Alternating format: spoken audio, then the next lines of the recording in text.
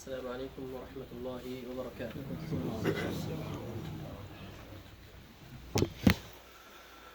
الله أكبر الله أكبر الله أكبر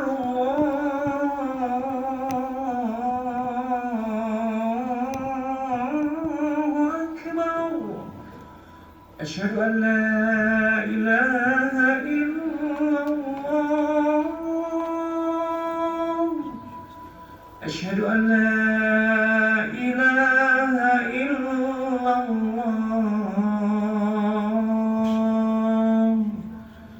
أشهد أن محمدا رسول الله أشهد أن محمدا رسول الله حي على الصلاة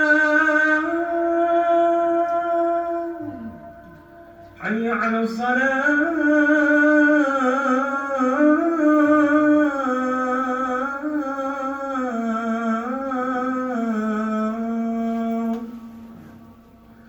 حي على الفلاح حي على الفلاح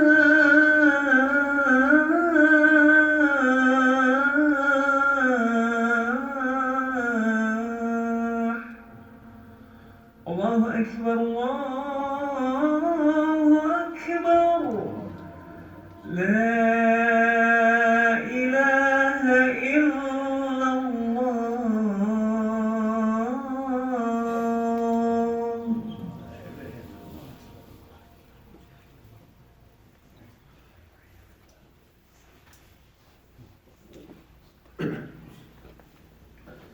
إن الحمد لله نحمده تعالى ونستهديه ونؤمن به ونتوكل عليه ونعوذ بالله من شرور أنفسنا ومن سيئات أعمالنا من يهده الله فلا مضل له ومن يضلل فلن تجد له وليا مرشدا وأشهد أن لا إله إلا الله وحده لا شريك له وأشهد أن سيدنا ونبينا محمدا عبده ورسوله وصفيه من خلقه وخليله أدى الأمانة ونصح الأمة وكشف الغمة وتركنا على المحجة البيضاء ليلها كنهارها لا يزيغ عنها إلا هالك وصلى الله وسلم على نبينا محمد وعلى آله وصحبه ومن استنى بسنته إلى يوم الدين وبعد إخوتي الكرام أوصيكم ونفسي بتقوى الله عز وجل كما قال سبحانه يا أيها الذين آمنوا اتقوا الله حق تقاته ولا تموتن إلا وأنتم مسلمون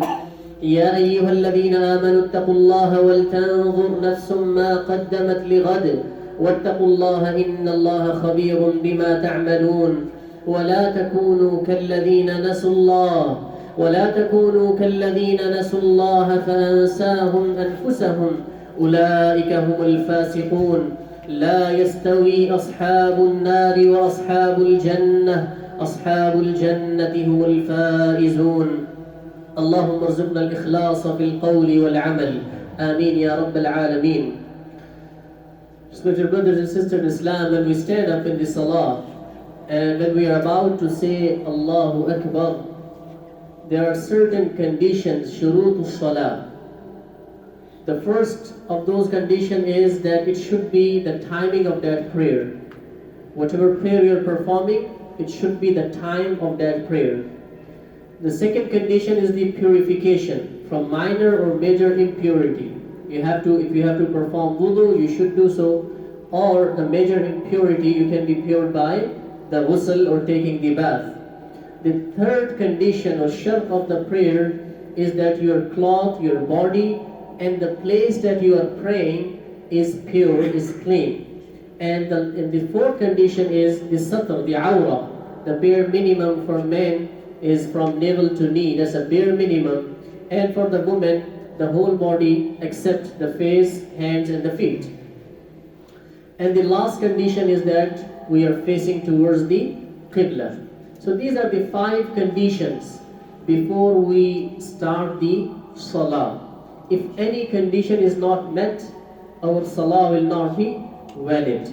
Out of these 5 conditions, today inshallah we'll briefly talk about a very important condition that is the key to salah. And when we talk about the wudhu, which is the key to salah, and salah is the key to Jannah of Allah Azza wa Jal, which means that if our wudhu is not perfect, if we don't perfect our wudhu, then our salah will not be perfect. And if our salah is not the perfect, we know that hadith of Rasulullah sallallahu alayhi wa sallam, the first question, إِنَّ أَوَّلَ مَنْ يُحَاسَبُ بِهِ الْعَبْدُ يَوْمَ الْقِيَامَةِ مِنْ عَمَلِهِ صَلَاةٌ فَمَنْ صَلَحَ فَقَدْ أَفْلَحَ وَأَنْجَحَ وَمَنْ خَابَ فَقَدْ خَسِرَ. That whoever, the first question Allah will ask on the day of judgment will be about salah. If salah will be straight, every other umur matters will be straight. But if salah is in a disorder, all the other matters will also be, in disorder.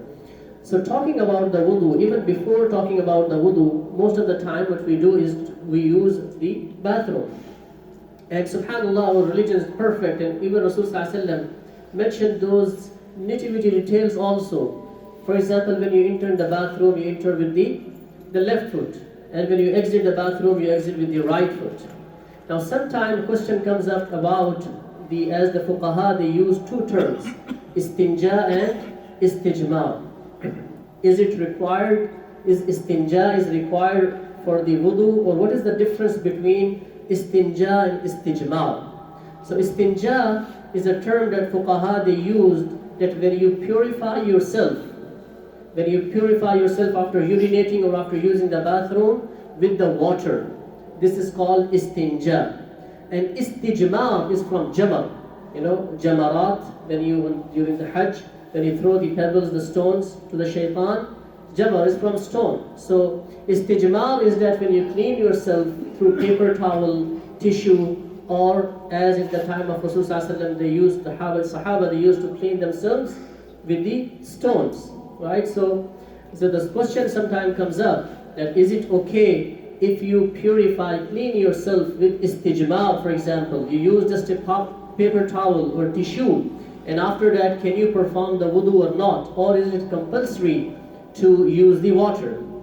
So as the fuqaha they say that always water is better, always water is better, but at the same time, is it allowed to even use make wudu when there is, water is not available, right? You can have the istijmar, and based on that you can perform the wudu as well. So let me repeat what I said, that we are using the 2 terms istinja and istijmar. Istinja is purifying yourself with the water, and istijmar is when you will clean yourself after urinating or defecating through the paper towel or tissue. So if there is no water available, then you can you do the istijmar, and based on that you can perform the wudu. There is another maybe sometime misunderstanding. Sometime when we break the wudu, for example, passing the gas, how about in that case, do you have to perform the istinja again and then you have to perform wudu?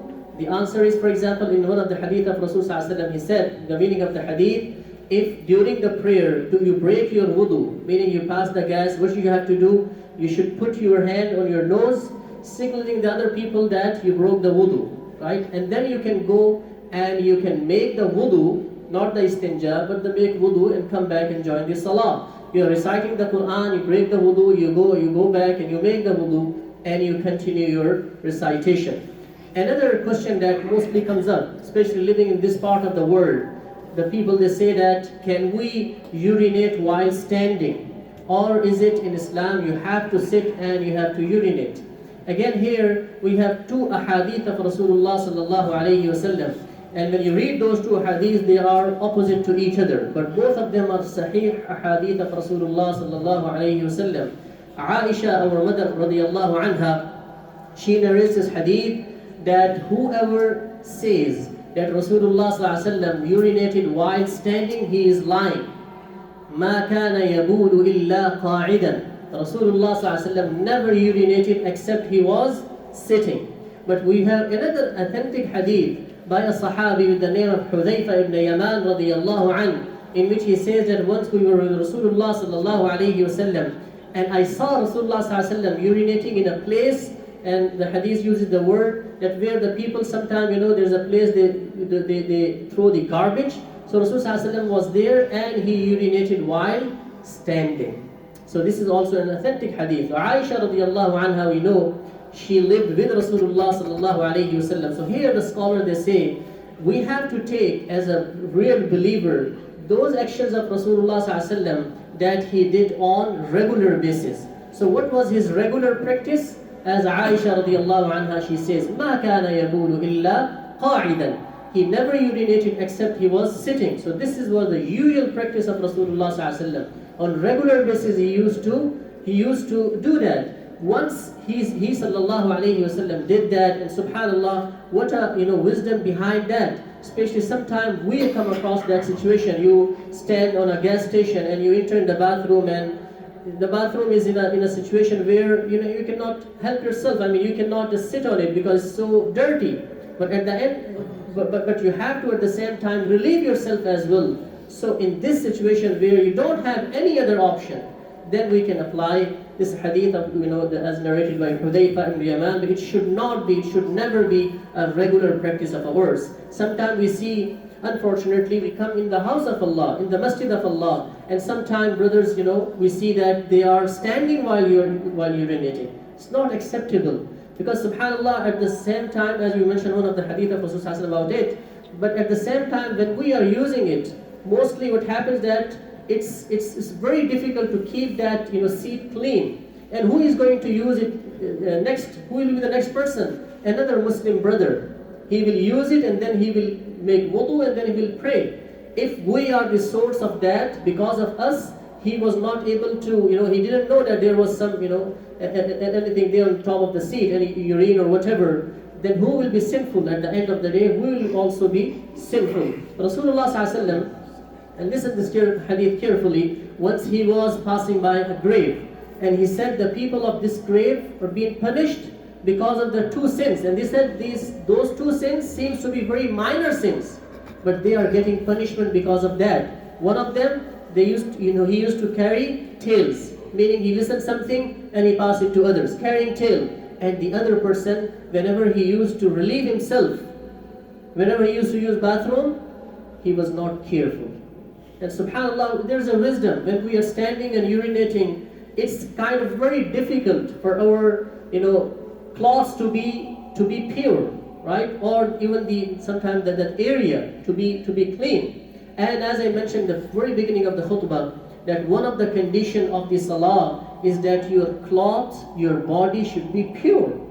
So if there is any drops of urine on your cloths are not pure. And that is one of the shurut of the salah. So we have to be very, very careful. Very careful, because as I said, our tahara is the key to the wudhu. And the wudhu is key to the prayer. And the prayer is the key to Jannah of Allah subhanahu wa ta'ala. Very briefly, as the reason I'm mentioning this, brothers and sisters, this is our regular practice. We try to make wudhu for every salah, right? It's a regular practice. But sometimes maybe we are even confused with those small things. What are the pillars of wudhu? What are the things that are called pillar or the faraid of wudhu? As the scholars they mentioned, there are 7 pillars of wudhu. There are 7 faraid of wudhu. The first and foremost is the intention. That you make intention, and in that hadith, famous hadith, إِنَّمَا الْأَعْمَالُ بِالنِّيَّاتِ. Indeed, the actions are based on the intention. The first pillar of wudu is the niyyah, is to have the intention. Second pillar of the wudu is you wash your face. Now, we mentioned many times that washing face doesn't only mean that you're splashing the water just in this area. That's what mostly we do. But it should cover your forehead till your chin and your one ear to the other ear. And if you have a beard, just try to make sure that you clean that beard as well with the water or with your fingers, inshallah. So that is another pillar of the wudu. Washing the hands, and the hadith says, as we mentioned on the hadith, including the elbows. Sometimes we miss this, right? So it should be including the elbows to fulfill that one of the pillar of wudu. Then wiping the head is another pillar of the wudu, and then the washing the feet, including the ankles, And the sixth and seventh pillar of the wudu is the following the order, because when Allah Azza wa Jalla mentioned in the Quran about the wudu, Ya ayyuhalladhina amanu idha qumtum ila as-salah faghsilu wujuhakum wa aydiyakum ila al-marafiqi wamsahu bi ru'usikum wa arjulakum ila al-ka'bayn. The word in the Quran mentioned ila al-ka'bayn or ila al-marafiqi, to the elbows, right? But as we mentioned few hadith, that includes the elbows, it includes the ankle. And the last pillar of the wudu is that we should perform the wudu on a continuous basis, meaning that it should not be that you wash one of your organ, for example the face, and then you have to listen a phone, and after 10 minutes you are coming back and you are continuing your wudu. It should be performed in a sequence, but at the same time it should be performed in a small amount of time. So these are the 7 pillars of wudu.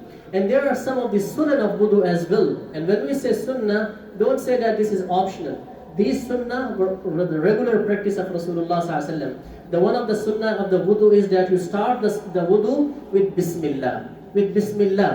And then you wash your hands thrice, right? And by the way, the washing the parts that we mentioned thrice, except the masah, which has to be done once, is the sunnah, just to make sure that nothing gets or leaves the dry.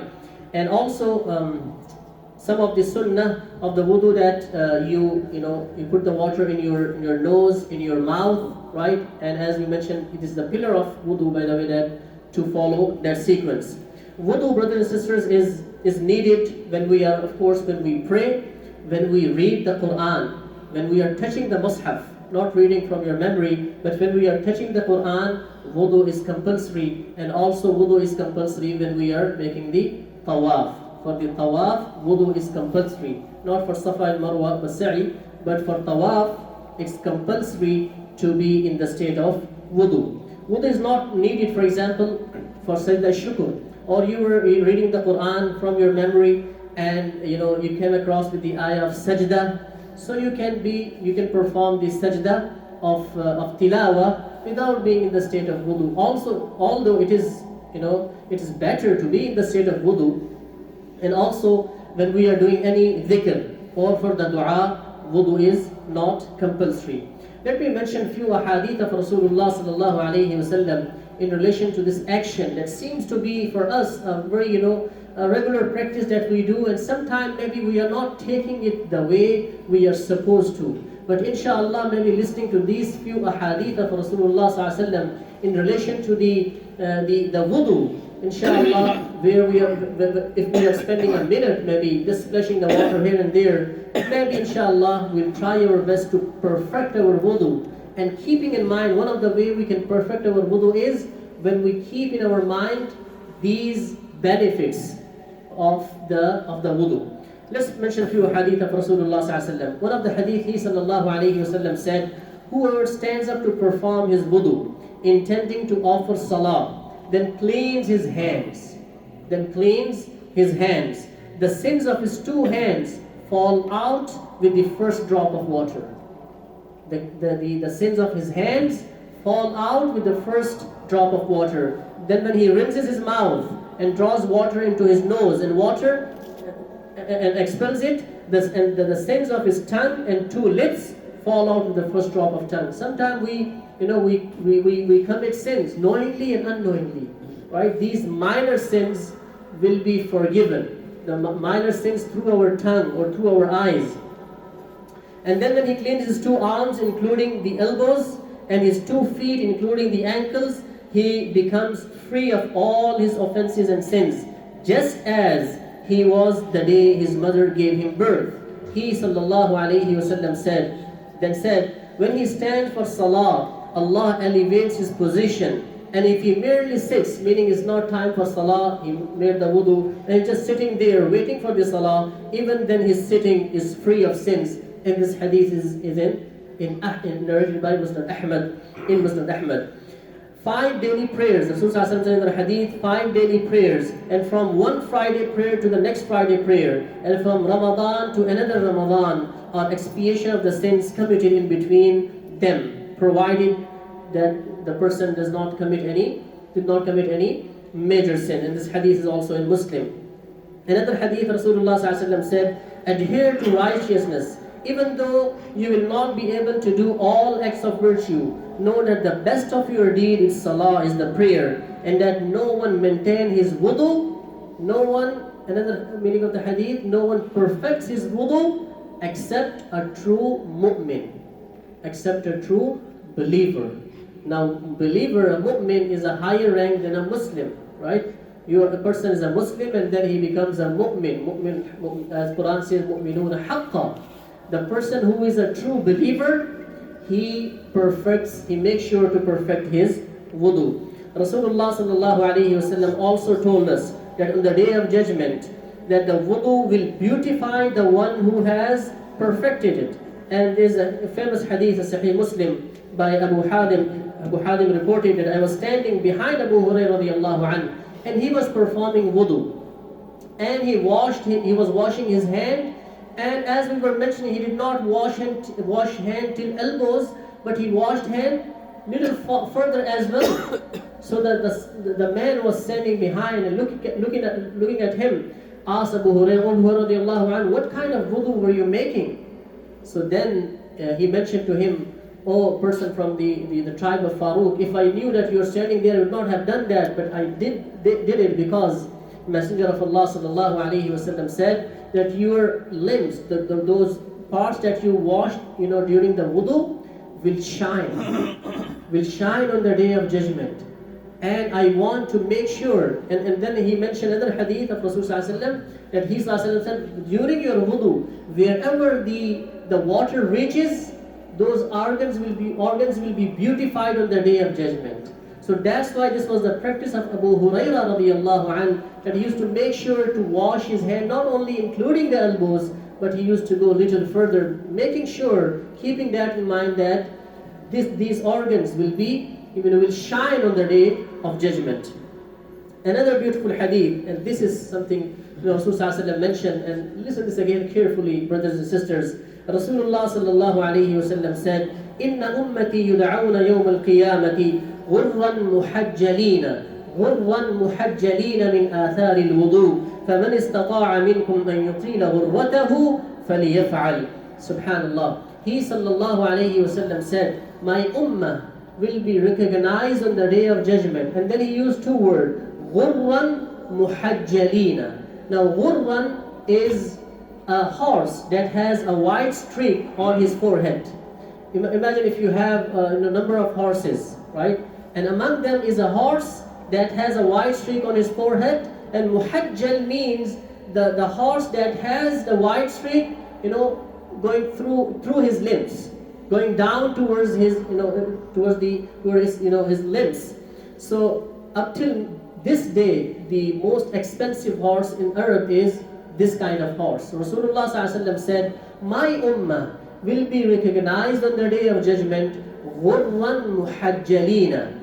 What he wanted to say to his Sahaba, that I will recognize them, they will be just like that horse. If you have thousands or millions of horses, among them you have this kind of horse, you can easily recognize it. And then he mentioned who will have that? Those people, those who used to make wudu, their foreheads and their elbows will be shining just like that on the day of judgment. And I will recognize them through that. Even another hadith, he sallallahu alayhi wasallam, he mentioned, and even he was, as the hadith says, he was in al-Baqi', Jannatul Baqi', he was in the graveyard of al-Baqi' with the Sahaba. And then he mentioned to them, may you be secured from punishment. And then he said, if Allah wills, we'll follow you. Talking to those people in the graveyard. And then he said, I wish we see my brothers.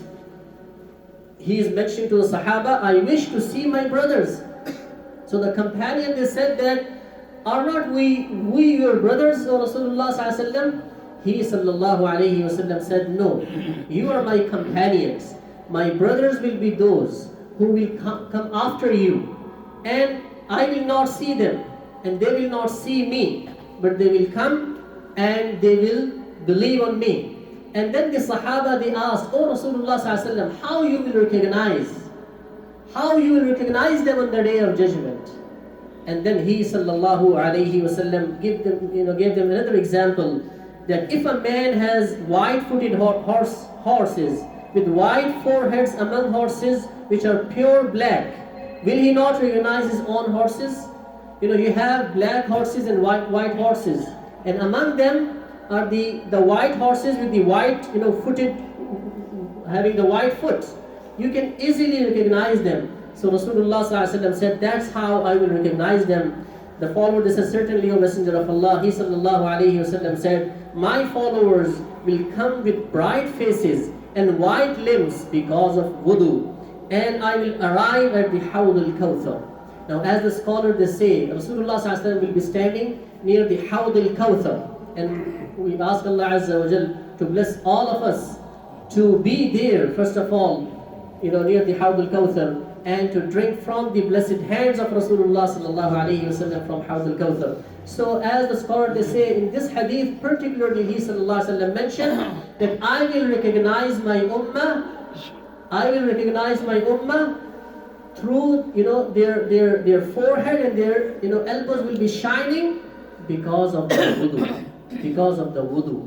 How many times, brothers and sisters, we also, when we are making wudhu, we are making sure that our wudhu is perfect. We are making wudu, keeping that hadith in our mind, as we mentioned, that when you wash your hands, the sins from your hands will removed, from your mouth, from your, the eyes, the sins through eyes, through ears, through feet.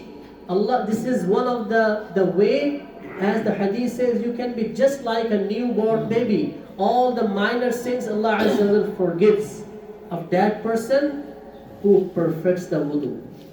But at the same time, listen to this hadith as well, brothers and sisters. Once Rasulullah sallallahu alaihi wasallam was sitting, and he saw a man making the wudu.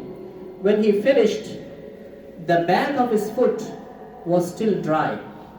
The back of his foot was still dry. So Rasulullah sallallahu alaihi wasallam said, "Waylul lil a'qabi min an-nar."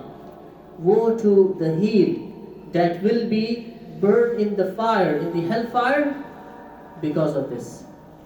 So that man did not perfect his wudu. So the hadith means that a person who perfects wudu, inshallah, will enter in Jannah. And at the same time, waylul lil a'qabi min an-nar, a person who is not careful while making wudu, this can be one of the source of punishment for that person. And also, brothers and sisters, once we are done with making the wudu, Rasulullah sallallahu alaihi wasallam, there are few dua that he sallallahu alaihi wasallam taught us even during the wudu. One of the dua he said that Allahumma ja'alni min at-tawwabin wa ja'alni min al-mutatahhirin. Another hadith he sallallahu alaihi wasallam said, after you complete your wudu and you say this, ashhadu an la ilaha illallah wa ashhadu anna muhammadan abduhu wa rasuluh, all the 8 doors of Jannah becomes open for that person. All the 8 doors of Jannah. Just by saying, after perfecting the wudu, ashhadu an la ilaha illallah wa ashhadu anna muhammadan abduhu wa rasuluh. I wanted to mention few things about the ghusl as well, or about the adhan as well, but inshallah we'll continue that in next khutbah. Let me just mention a couple of things about the adhan, because sometimes what it happens that when the adhan is being called, mostly maybe we don't listen to it, or maybe we continue talking. But here Rasulullah sallallahu alaihi wasallam mentioned a few hadith about the adhan. The person, when he calls the adhan, what we supposed to do is, we should also repeat. If the muaddin says Allahu Akbar, we should also repeat after him. And at the same, when he says ashhadu an la ilaha illallah, we have to repeat the same. Ashhadu anna muhammadan rasulullah, we have to repeat the same. When he says hayya ala salah, what we have to say? La hawla wa la quwwata illa billah. Hayya ala al-falah, la hawla wa la quwwata illa billah. And when Allahu Akbar, la ilaha illallah. When the iqamah is being called, when the muaddin says قَدْ قَامَتِ الصَّلَاةِ, Rasulullah sallallahu alaihi wasallam taught us to say these words, أَقَامَهَا اللَّهُ وَأَدَامَهَا أَقَامَهَا اللَّهُ وَأَدَامَهَا. Rasulullah sallallahu alaihi wasallam said, he recommended a dua also after the adhan. There is a dua. And here also we make sometimes mistake. In the hadith in Bukhari, Rasulullah sallallahu alaihi wasallam said, after the adhan finishes, he sallallahu alaihi wasallam, after that famous dua, Allahumma rabba hadhihi da'wa, he sallallahu alaihi wasallam said to say durood Ibrahimi, saying Allahumma salli ala Sayyidina Muhammad till the end, and then making the dua, Allahumma rabba hadhihi da'wati tamma was salati al-qa'ima آتِ محمدا الوسيلة والفضيلة وبعثه مقاما محمودا الذي وعدته. Last thing is that adhan, dua between adhan and iqamah is one of the recommended time when Allah Azza wa Jalla accepts the dua of a person. The time between adhan and iqamah is so important. During that time, we should try ourselves, inshallah, to sit down and make dua to Allah Azza wa Jalla. May Allah Azza wa Jalla make all of us among those who purify themselves in a way that on the day of judgment they will be among those people who Rasulullah called ghurran muhajjalin. May Allah Azza wa Jalla make all of us among those who perfect the wudhu. And as we said, the wudhu is the key to salah, and the salah is key to Jannah. أقول قولي هذا واستغفر الله لي ولكم فاستغفروه إنه هو الغفور الرحيم.